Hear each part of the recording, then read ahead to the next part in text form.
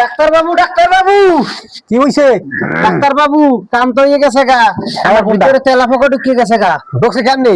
ঢুকছে কেমনে? আমি খেতে আগ দিয়ে বইছি, ওখানে আমার সামনে দিয়ে তেলা পোকা দৌড় দিছে, পিছনে চাইয়ে দেখি তো আমি তেলা পোকা নাই কে।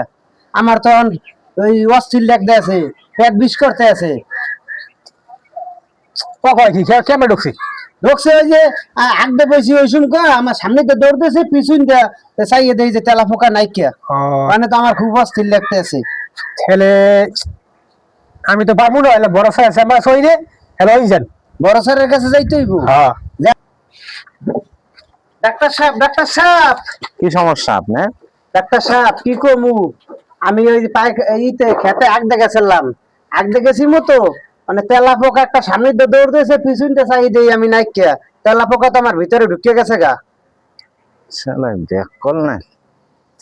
আচ্ছা ফিরে আবার দেখি।